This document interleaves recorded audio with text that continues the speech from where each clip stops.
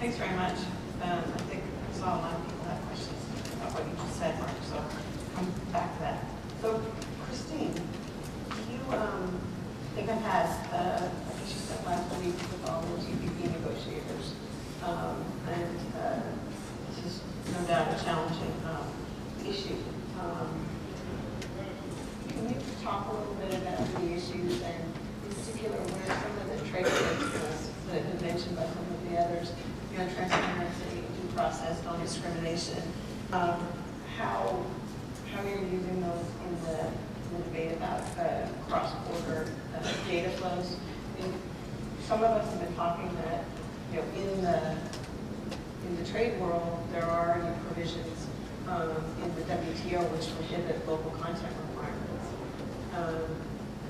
Some of those issues may be transferable to services. Some of them may not be. Some of them may already be some of the investment agreements. Can you talk a little bit about sort of where things are and where some potential avenues to explore might be as we try to build new agreements covering this? Sure. Let me step back a minute because I think as we've gotten into this issue, we've recognized from the beginning that it really was a building exercise. And looking at both the services and the investment world, I'd suggest that there are kind of three aspects to this. One is the data flow, which is critically important. Two is the service activity. And three is the service investment piece. And I think what's important to recognize is that there are trade rules that get at all three pieces. Now that's not to say we don't need to do more, we do. But I think one of the things that has been pointed out to me is that there may not be, particularly in the area of privacy, as much exchange as there should be between privacy side, privacy officials and trade officials, so that we can at least communicate the rules that we have worked out in terms of seeing how to deal with the issues. So let me step back just a second and say that in terms of the GATS, both for the investment piece, Dorothy mentioned there's a trade and related investment measures agreement, which does include something called performance requirements, which prohibit local content requirements. And while that generally involves investment situations, there are in fact in our BITs and in our FTAs investment provisions that do reach to services, both in terms of local content requiring that you buy local goods or services when you make an investment. Also, transfer of technology. If there's a requirement that when you make an investment that you must also impart some level of the technology that you're using in your operation, whether you be a services or a manufacturing company, that also can be applied in a service situation.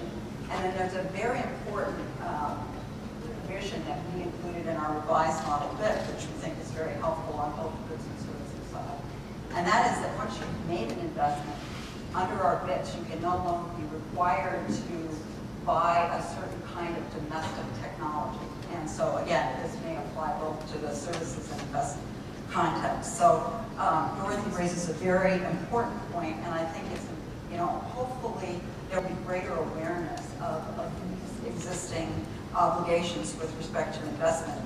Let me also turn to the cross-border piece, the services side, because of course in services you have both the cross-border flow and the investment piece, as well as the service provided by an individual.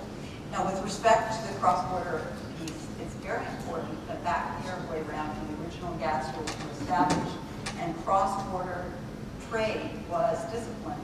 That is an important building block with respect to this data issue, because that is what I would say is sort of a cornerstone of where you can look for what rules of the road are for WTO members, or in the case of our FTAs, FTA members.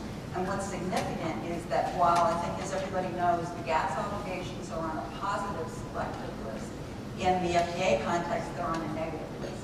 So in terms, again, of looking at this issue of cloud computing and related services, you're in more of an advantageous environment in terms of commitments when you're dealing generally in an FTA context on a negative list basis, rather than the GATS on a positive list basis. Now, in the GATS, what we've tried to do, and many of you in the room have been very involved involved in this over the years, is to make sure that the commitments that do exist with respect to cross-border data flows, for example, in computer-related services, are at the highest level of definition, so that the most coverage of services is possible in the GATS context. In addition, there are related commitments under telecom in terms of value-added telecom services that may be implicated in this era of ICT services that we're talking about.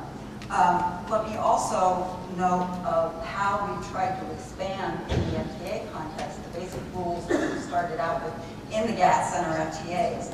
And that is really in the Korea FTA, we built on something that existed for financial services at the time of your way around in the financial services understanding, and that is that in financial services it was recognized that there should be a right of transfer of information in the ordinary course of the financial service that you were supplying, recognizing that governments had legitimate privacy concerns as long as they weren't imposed in a way that allowed a country to evade its specific trade commitments. So looking at that, we model in the non-financial services context the notion that there ought to be a parallel right with respect to non-financial services. And so we tried to include this in Korea on a hortatory basis, but the exercise we're engaged in TPP is to try and make it binding. And where this also ties to something that Marc mentioned is US ICT principles, which we see as critically important. We're very much in lockstep with the European Union on this. And among those principles are free flow of information. And what we've tried to do is take those principles a step further and put them into a binding trade agreement. So for TPP on cross-border data flows, we're trying to propose a right both of companies to transfer information and for consumers to receive or to reach out to access that information. Again, recognizing that countries have a legitimate right to regulate for privacy or other reasons, and as long as those companies comply with domestic privacy rules, then that flow of information should not be impeded. And we've gone a bit further and, for example, looked at things like the APEC privacy guidelines, recognizing that not all have signed up to it and there may be mixed views about it, but just referencing that by way of example, that may be one way in which a company may reach the requirements that may be applied in its particular territory. The second piece that, again, is tied to the US ICT principles is we're also trying to impose in the TPP a no local infrastructure requirement. Now, in the GATS agreement itself, and then building on that in the FTAs, we have something that's called a no local presence requirement, meaning that in order to supply a cross-border service, you shouldn't have to establish locally. And so what we're trying to do is amplify that in our e-commerce chapter of the TPP and say that you should specifically with respect to e-commerce not have to establish whether it be a computing facility or a data storage center in terms of supplying a cross-border service. So these two elements we see as critical tools in going forward with the model principles that, as Marc said, we want to see propagated around the world. Japan has agreed to them. We've introduced them jointly in the WTO. The government of Mauritius has agreed to them. And we're hoping to go further step by step and get broader acceptance of them. I've alluded quickly to coverage and again to the services investment piece, which can be critically important when you're looking to establish a business that may either be providing cloud services or wanting to take advantage of them. And the performance requirements in terms of localization requirements can be useful in that regard. Let me just say briefly, I think if you step back, it's perhaps easier to understand why it is that governments are so much more involved in this issue now. And that, I think, alludes to what Kathy and Kaaren were talking about. And that is that historically we were dealing much more with business-to-business kinds of data transactions that I think has been explained, were frequently covered contractually. But now what's really exploding data flows is consumer-driven, and it's largely being driven by wireless and increasingly by mobile devices. So you have this massive data flow, and you have governments worrying about things not only like privacy, but cybersecurity, national security, and consumer protection.